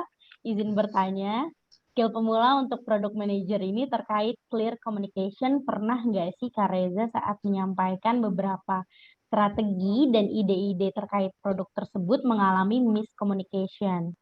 Terus sebagai pengembang produk, pernah nggak sih buntu dalam mengembangkan sebuah produk? Terima kasih banyak Kak. Baik, poin pertama, pernah nggak miskom? Pernah, sering banget. Nah, tetapi makanya tadi aku ngomong kita pakai metode yang namanya agile. Agile itu kayak proses kita tuh 2 minggu sekali akan ada planning, terus nanti ada review. Itu 2 minggu aja udah ada planning, udah ada review, teman-teman. Nah, di mana tiap harinya itu kita akan ada update 15 menit. Teman ini udah ngerjain apa, terus ada kendala apa. Nah, kenapa akhirnya kita menggunakan metode agile? Akhirnya lebih banyak waktu kita untuk bisa bertemu di dalam satu waktu, walaupun waktunya singkat ya. Nah, every communication misalnya teman-teman akhirnya tiba-tiba ada di meeting yang 15 menit itu, ada yang ngomong, Mas ini kok kayak gini ya, harusnya bukannya kayak gini. Itu akan ada waktu kita buat ngelurusin lagi communicationsnya. Kalau tadi kita mungkin misalnya pakai waterfall, 3 bulan baru selesai, ternyata ada miskom. 3 bulan itu baru tahu miscommunications-nya. That's akhirnya ada satu poin utama, tadi kita harus jadi orang yang over communications. Jadi kalau ada perubahan, ada problem pun, kita harus ngasih tahu orang juga. Tetapi kita akan mikirin, oh problemnya ini, solusinya ini, kita akan komunikasikan supaya orang-orang bakal lebih tenang di situ ya. Nah, miscommunication itu misalnya kamu ngejelasin sesuatu tapi nggak bisa dibayangin sama orang. Berarti kamu butuh visualisasi yang bagus. Visualisasinya gimana? Bikin diagram yang rapi, biar orang-orang tahu, yang bisa gampang dibaca orang. Nah, itu juga salah satu metode buat kita mengurangi miscommunication. Selain kita komunikasiin terus gitu. Makanya tadi ada over communicate. Siapa yang terlibat dalam produk ini, tim mana aja, jangan lupa dikomunikasiin gitu. Jangan sampai orang-orang itu miss. Well, kayak gitu. Dan itu prosesnya adalah meminimalisasi miscommunications ya. Makanya akhirnya banyak banget kita ketemu buat ngobrolin produknya. Terus pernah nggak buntu untuk mengembangkan sebuah produk atau enggak? Buntu itu pernah, tapi buntu itu bukan sesuatu yang kita pasrahkan ya. Jadi biasanya kita akan kembali lagi ke target marketnya atau target company-nya. Itu gimana? Nah, kalau emang target company lagi, kita lagi nggak ada fokus yang spesial, saatnya berarti kita mencari problem customer kita, tanyain satu-satu, riset ke customer kita. Bahkan aku suka bacain complaint ticket atau misalnya app review. Oh, yang bermasalah yang mana? Berarti itu bisa jadi ide buat kita improvement juga. Gitu. Jadi keep hustling ya. Jadi kayak terus cari gitu. Kenapa kayak gitu? Karena biar nggak buntu, biar nggak stres sendiri aja. Ya, tapi walaupun kayak banyak masalahnya, misalnya pas nyari kebanyakan nih komplainnya, tetap pakai metode yang namanya prioritizations, yang mana yang paling penting nanti. Gitu sih. Begitu kalau gimana kalau udah terjawab nih? Oke, nanya lagi nih Kak Endi. Scrum Master itu bagian dari seorang PM atau mereka orang tersendiri yang ngambil sertifikasi untuk menjadi seorang Scrum Master? Baik. Nah, tadi kan ada prosesnya gitu tuh kayak 2-4 minggu kan. Nah, prosesnya itu namanya agile. Agile itu kayak cepat gitu. Makanya 2-4 minggu. Nah, di dalam proses agile itu biasa ada satu orang kayak fasilitator meeting. Namanya Scrum Master. Scrum Master tuh kayak, hari ini ada update 15 menit, update hari ini teman-teman update-nya ini, itu dibimbing sama Scrum Master. Akan tetapi Scrum Master itu biasanya semua orang yang udah masuk ke dunia startup nanti bakal diajarin tentang konsep agile. Nah, Scrum Master-nya bisa jadi dalam anggota tim tapi diputer. Atau product manager-nya bakal jadi Scrum Master karena sekalian kita memimpin meeting-nya. Tapi bisa juga diputer kalau semuanya udah ngerti, Mas. Jadi Scrum Master itu nggak tanggung jawab satu orang, tapi semuanya harus memaksimalkan prosesnya kita supaya lebih bagus. Kenapa? Prosesnya itu kan buat ngeminimalisir banyak hal, biar improvement-nya bisa ketemu. Kedua, kalau ada problem, semuanya bisa speak up. Terus ketiga, kalau ada ide-ide tertentu dan perlu kita ulang lagi prioritasinya juga bisa ngomongin. Dan itu enggak satu orang jadi center ya. That's why akhirnya nama prosesnya agile, semua orang harus ngomong nanti di dalam meetingnya. Scrum Master akhirnya siapa aja harus bahkan harus sertifikasi enggak, bahkan sebenarnya enggak, aku aja enggak ada sertifikasi agile guys. Aku di awal belajar dikasih juga penjelasan sama company. Tapi dulu pernah di satu company, mereka tuh agile-nya baru bikin, jadi nggak mungkin orang-orang juga sertifikasi semua gitu kan ya. Ya akhirnya beberapa orang baca-baca artikel, buat kita cobain aja misalnya, kalau kita coba meetingnya kayak gini, impactful atau enggak, kita cobain. Kita baca, kita cobain, baru evaluasi lagi. Ya prosesnya agile atau Scrum itu yang penting ada evaluasi di situ. Cepat. Gimana Kak Endi? Sudah terjawab nih pertanyaannya tadi tentang Scrum Master dan sertifikasi. Ya semoga menjawab ya. Oke, makasih untuk. Baik, makasih. Lanjut Mbak. Makasih Kak. Ya, oke. Oke, thank you banget teman-teman yang udah ngasih pertanyaan tadi ke Mas Reza. Semoga tadi jawaban-jawabannya bisa jadi insight teman-teman ya, bisa jadi gambaran juga nih seorang product manager itu tadi dalam menyelesaikan kendalanya itu seperti apa, tentang prioritas menyelesaikan masalah gimana, terus tentang komunikasinya gimana biar nggak miss gitu, harus over communication katanya tuh, kata Ya, Mas Kak, ya. Reza.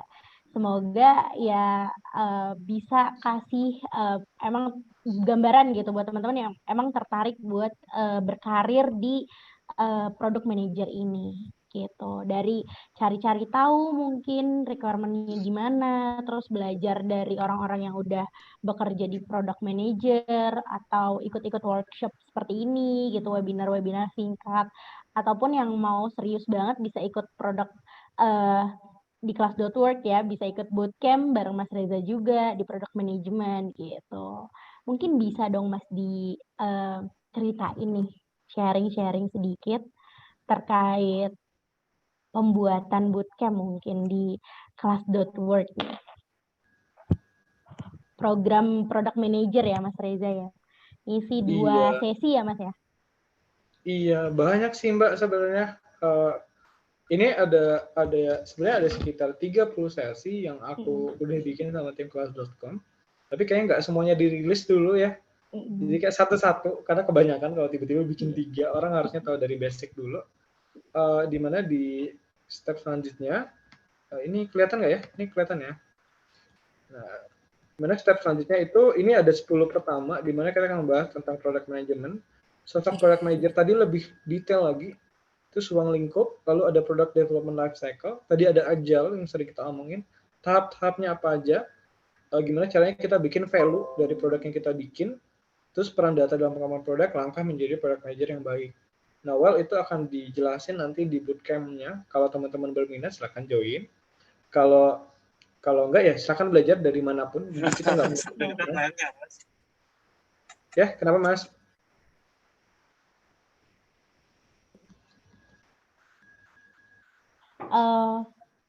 Oke. Kak Bagus mungkin untuk sesi tanya jawabnya kita udah selesai gitu. Mungkin jika berkenan nanti untuk pertanyaan selanjutnya bisa nanya Mas Reza melalui LinkedIn gimana Mas? Boleh, nggak apa-apa. Boleh Tapi ya? nanti aku jawabnya karena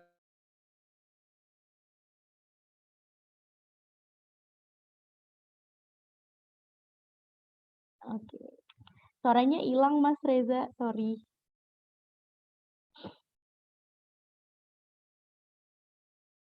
Halo. Halo. Teman-teman bisa dengar suara aku nggak ya? Aku mau cek koneksi, mungkin koneksi aku yang Dengeran, Kak. Oke, kedengeran ya. Bisa kok. Oke. Mungkin sambil nunggu Mas Rezanya balik lagi bareng kita nih. udah. Oh, oke.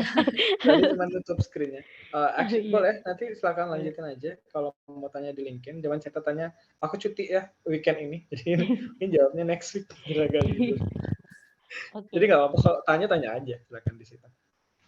Boleh. Baik banget tuh Mas Reza udah mempersilakan. Jadi kalau buat teman-teman yang mau tahu lebih lanjut mungkin terkait product manager bisa langsung ke LinkedIn-nya Mas Reza aja.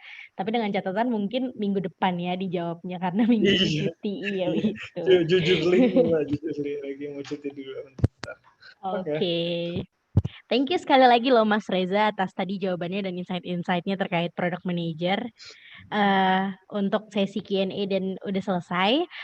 Aku kembalikan lagi ke host, ke Kak Alvira. Terima kasih. Oke, makasih Kak Salwa, makasih Kak Reza, dan teman-teman yang udah nanya. Tadi pemaparan materinya lengkap banget ya, teman-teman, dari A sampai Z tuh udah dibahas tentang product manager seperti apa.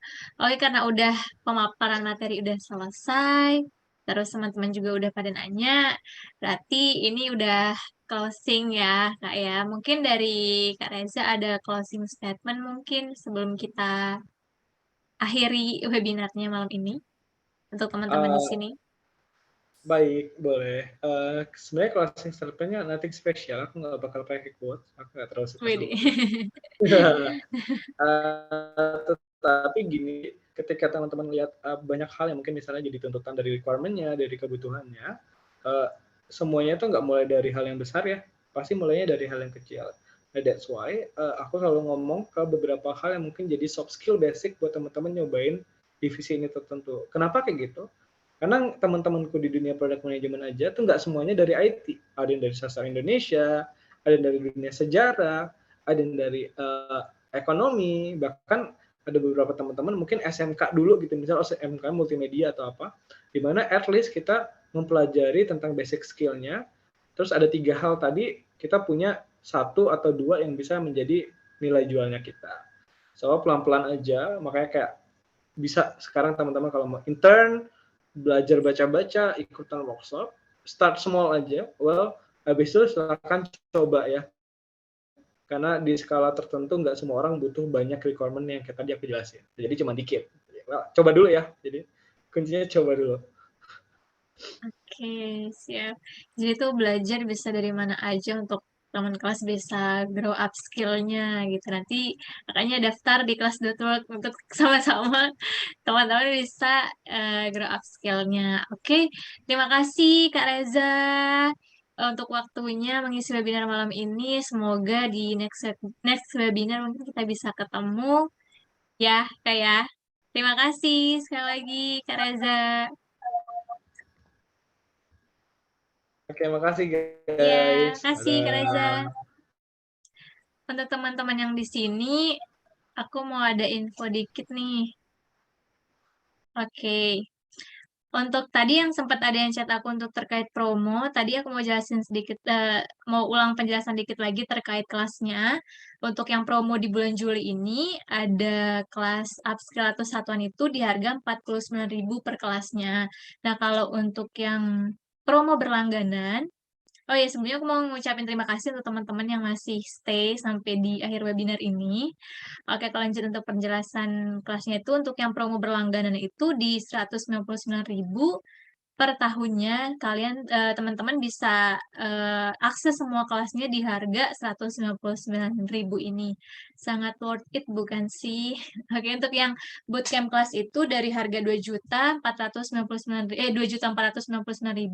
menjadi harga 499.000 aja per kelasnya. Dan kebetulan untuk yang kelas bootcamp ini itu baru ada 3 nih di kelas.work, ada kelas administrasi perkantoran, ada product management, dan yang terbaru itu kelas business development. Jadi untuk teman-teman yang tertarik nih atau kelasnya Kak Reza, kalian bisa juga langsung daftar di bit.ly di sini atau bisa langsung menghubungi WhatsApp admin di 0851 5828 0778. Oke, seperti itu ya teman-teman. Untuk yang tadi juga menang kuis, bisa langsung hubungi, boleh di kontak aku Alvira, Kak Salwa, atau Kak Ria yang ada di grup.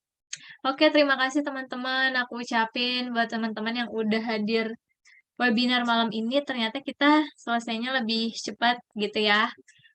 Oke, semoga dari webinar ini teman-teman bisa mengambil ilmunya dan ingat kata Kak Reza tadi, kita bisa belajar di mana aja dan kapan aja, tergantung niat kita pengen atau enggaknya seperti itu. Dan untuk teman-teman yang kepo nih sama kelas.work juga bisa langsung follow juga Instagram kita di kelas.work. Seperti itu ya teman-teman. Aku Alvira dan Kak Salwa pamit undur diri kalau ada salah kata. Mohon maaf dan semoga nanti kalau ada info-info webinar, kalau teman-teman mau daftar, bisa aja langsung kepoin IG-nya kita. Oke, sekali lagi terima kasih. Selamat malam. Assalamualaikum warahmatullahi wabarakatuh. Terima kasih juga Kak. Selamat malam. Ya, bye.